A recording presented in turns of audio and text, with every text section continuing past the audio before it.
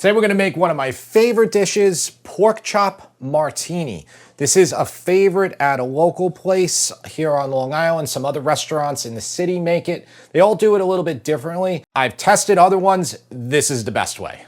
All right, so we're gonna go over the ingredients. I have a bunch here, but this is a relatively easy dish. I just wanna preface this by saying, I'm gonna make the same amount of sauce in my recipe that is for 4 chops, but for expedience sake, I'm just gonna fry 2 chops today. So right here, I have a bone-in pork loin. So I'm gonna cut 2 nice chops from here. We're gonna pound them out really thin, season them up, and then we're going to do a flour, egg wash, and breadcrumb coating, just like you would do for a chicken cutlet. We'll season up the pork too with salt and pepper, and then we're gonna fry them in olive oil. And then the sauce is made out of 3/4 cup of dry white wine, 1.5 cups of no sodium chicken stock, which is important for this one because we're gonna power reduce this sauce. We're gonna reduce it by probably more than half. About 6 cloves of garlic sliced, 3 cherry peppers that seeds and stems removed and then chopped. I'm not gonna need all of these for 2 chops, but again, I'm making the full amount of sauce, which if you do this way, if you do 2 chops, you'll have extra sauce. You could serve it over like maybe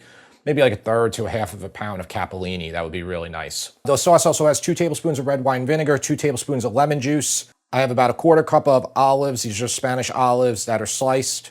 And then I have Parmesan cheese that's gonna go on at the end because we're gonna broil it with the sauce. And then I have 2 tablespoons of cold butter to whisk into the sauce at the end. This is a dish that is, I mean, it might look complicated to you, but it's very easy to do. Once you get, your frying down of the pork, everything else is easy after that. All right, so here's the pork. I just had it in the fridge overnight. I didn't salt it or anything, which you can if you want, but we'll just salt it when we're gonna fry it.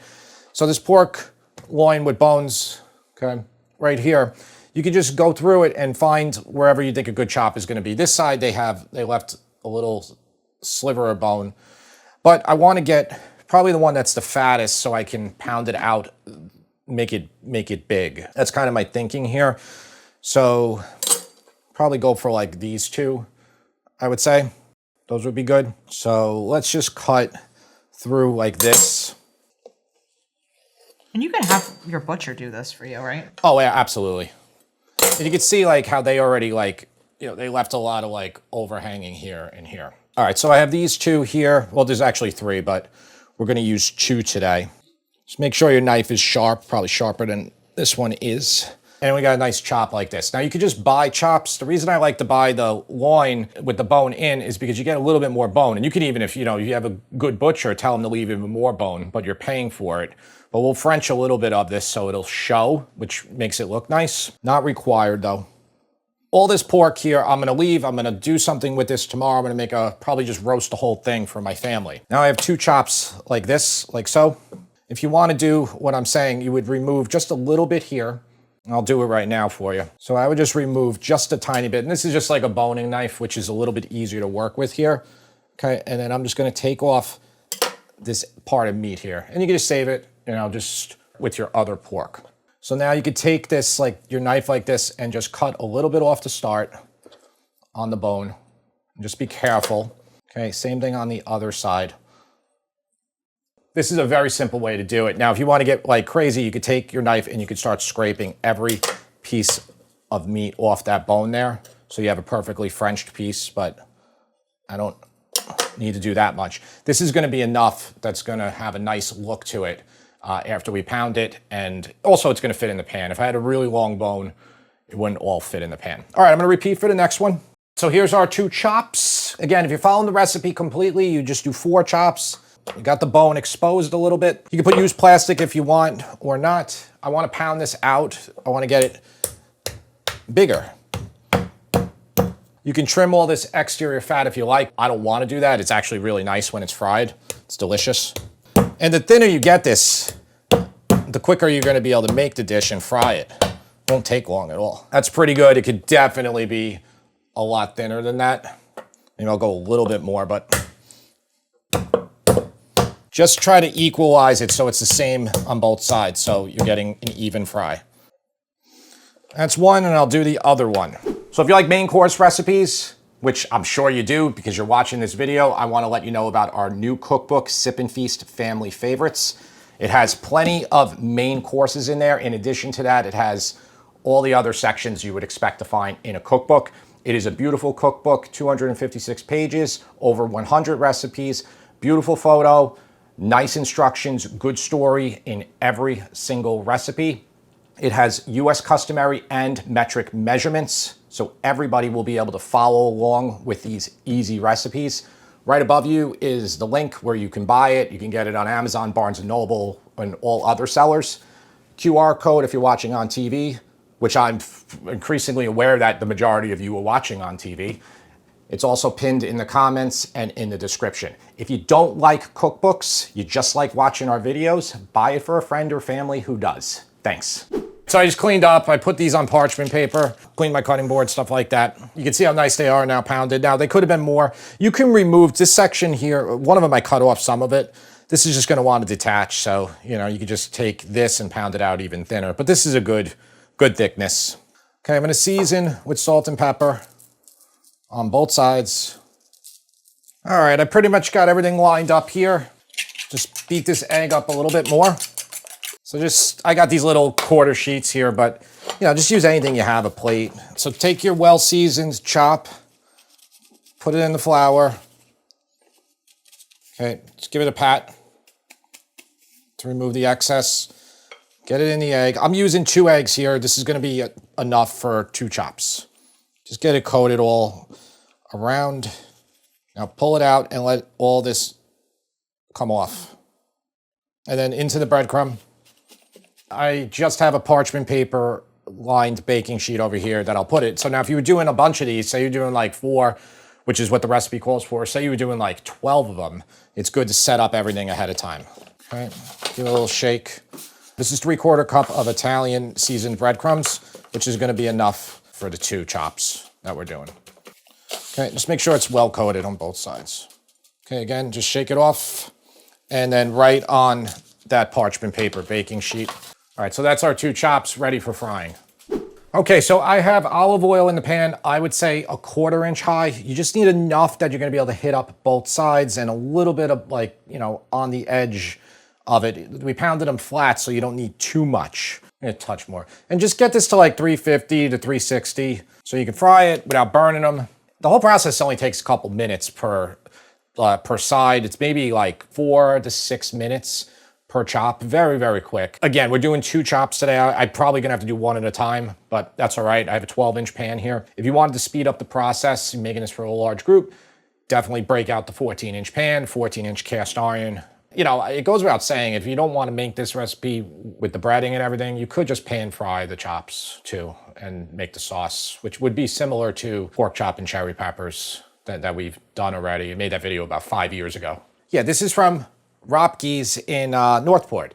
And when I did another recipe of the pan-fried meatballs, and I made stuff on Instagram, people were like, it's Ropke's. So I was like, did I say that wrong? So like, we just watched a video with the owner. It is Ropke's. All right, so I'm letting my oil come up. You can use one of these if you want. It tells you when it's good, it's good. So we're gonna fry. Okay, I'm only gonna be able to do 1 at a time here. All right, so gently, we're gonna put it away from us when we do it. Okay, just like that. My heat's about medium here. That's not really gonna help you. This is a 14,000 BTU burner. So if you have something equivalent on your stove, but use one of these. When it gets to about 390, you're good. You can add it in. It's gonna drop the heat down somewhat, which is 350 is a good temp to do this at. See, that's plenty of oil. I don't even need this much oil. I put in too much. You just need to be able to make sure it's hitting the sides, and then when we flip it, it's gonna get equal contact everywhere. Just set up another wire rack for yourself. This is a clean one. We're gonna put on our finished chops. All right, we can do a little peek. It's only been 2 minutes. Okay, see that? That's good. That's why I said 2 to 3 minutes roughly, not more than that. Hey, and I might be a little high still. 360, 345, no, that's good. But it cooks so quickly because the pork is so thin. And a little trick, you only need 1 really good show side when you're making any dish like this. Pan searing, chicken, veal, pork. The show side, the better side, you keep upwards when you serve it to your guests. All right, same thing, about 2 minutes per side on these. If you're worried, check out your pork. You know, if you hit 125, 130, you're good. This is still going in the broiler, so you know you don't need to cook it till 165 right now. You should never cook your pork to that temp anyway. All right, probably like 30 seconds more on that one. We're almost to the finish line here with this one. You're gonna need 2 pans. You just do. We're gonna put this one off to the side. We gotta wait for it to cool to remove this oil. We'll make our sauce in another pan. And then that pan needs to be an oven broiler safe pan, which you'll see in a sec. All right, this one's good. Okay, beauty. All right, turn it off. There's our beautiful chops. Okay, first one's a little browner than the second one, but we're good. You want to be doubly sure? We'll check one right now. We'll check the one that just came out. Okay, you go near the bone. It's going to give you a good reading. Okay, and it's like 133. Perfect. All right, because we're going to be broiling this. Just stick these off to the side. All right, so stainless steel pan, heat it up to medium heat. Just don't put oil down for like 2 minutes. The only time you can add oil to a stainless steel pan is what I just did before when you're putting a lot in and you're frying. Because everything's floating, it's not gonna stick anyway. But for something like this now, or if we were just putting like a 1/4 cup or whatnot to like pan-sear chicken, if you don't heat it up first, everything is gonna stick to your pan. All right, stainless steel pans are the best type of pans to work with, bar none. Nothing is better than them. And the reason they're better than everything is because they can do everything, okay? You know, there's like people who like cast iron more and stuff, but it can't do everything. This pan can, and this pan is indestructible, really. You can wash this thing easily, you can scrub the heck out of it, and it will be brand new again. It really just comes down to knowing how to heat this up. So we'll wait 1 more minute. Okay, so olive oil in the pan, just a couple tablespoons, maybe 3, enough that you can get the garlic really nice and golden. So this is about 6 cloves that are sliced, a little bit less heat. And these cloves sliced like this look good on the finished dish because we're gonna top it with them. So this is they're getting golden very quickly here, right? If you feel like it's going too fast, just take it off the heat. All right, just like this. And that's what I'm gonna do because I had my pan a little too hot there. All right, I'm gonna put some cherry peppers, it's gonna splash up. And that liquid from the cherry peppers is gonna lock in the heat now, like you're not gonna burn anymore on your garlic. All right, let that go for about a minute. You can turn on your broiler now, and we want the second highest level of the broiler. Okay, white wine, this is 3/4 cup of dry white wine. Keep your head back also. 1.5 cups of no sodium chicken stock. 2 tablespoons red wine vinegar. I mean, you know, if you watch this channel a lot, you're gonna see a lot of similarities here in this dish and chicken scarpariello, the meatballs I did, the flat meatballs I did. All right, turn this up to high, and we wanna reduce this to more than half. Now again, I'm making all the sauce for 4 chops, so we're not gonna need all of this. All right, so that's coming to a boil. You can try to judge like what half is by sticking your wooden spoon in there. Okay, looking at it, it's hard to tell though, like with something like this, it's not gonna leave residue. So we're about here, and we need to go to about there. So we're gonna go right when it starts turning over the spoon. I would say do this for about 5 minutes, unless you got like some 30,000 BTU burner that you can play. That would be if you have an expensive stovetop like a Viking or Wolf or something like that, which this is clearly not. But this does the job for these videos. Okay, and one other thing to mention, it goes without saying, and I didn't say it, but I normally say it. Cherry peppers, test them in the beginning. Sometimes they're a lot spicier than normal. If your sauce is too spicy here, like really a lot of heat, you just add sugar to balance it. 1 teaspoon of sugar is just gonna neutralize a lot of it. When you buy cherry peppers, they sell sweet cherry peppers. And if you look at the ingredients, it's high fructose corn syrup in them, okay, with the vinegar, versus the hot ones don't have it. That's reduced by half. You can turn this off and give this a taste.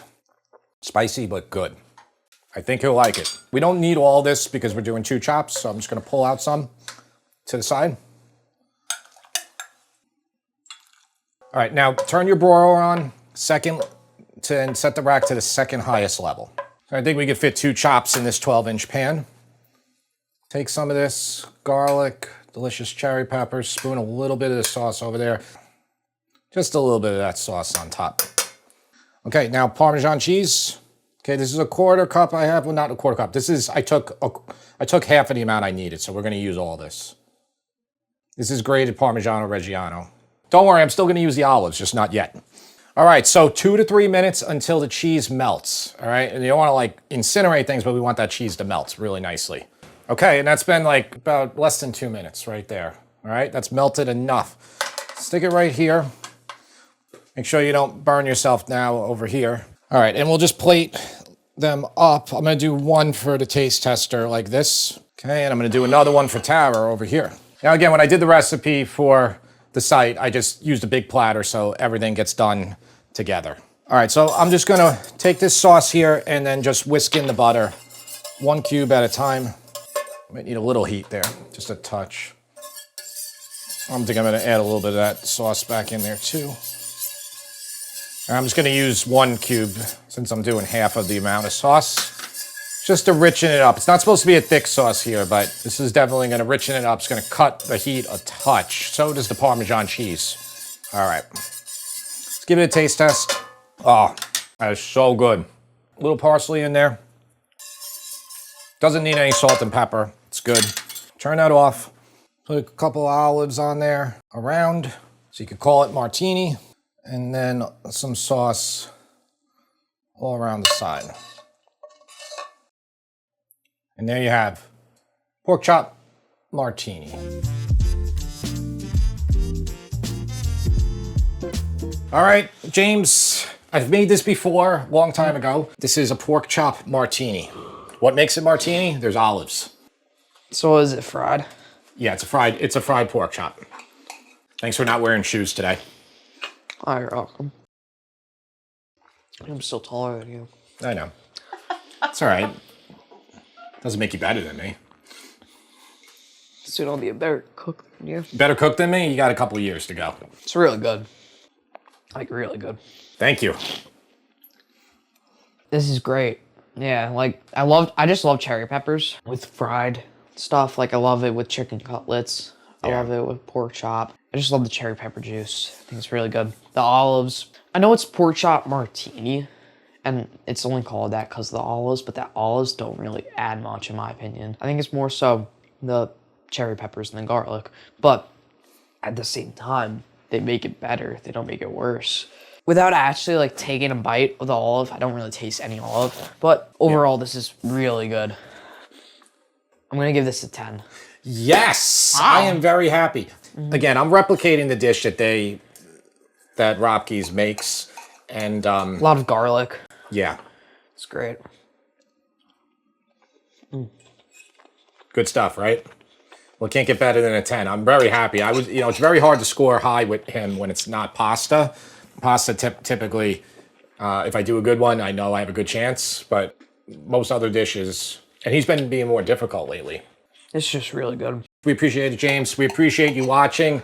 By the time you see this, I think the book will be probably out within a week. So we're filming this 3 weeks before the release of the book, but it could be, by the time you see it, only a week away. We don't have this recipe in there, but we have pork chops with cherry peppers, which is quite similar and another great one. Again, thanks for watching, and we'll see you next time.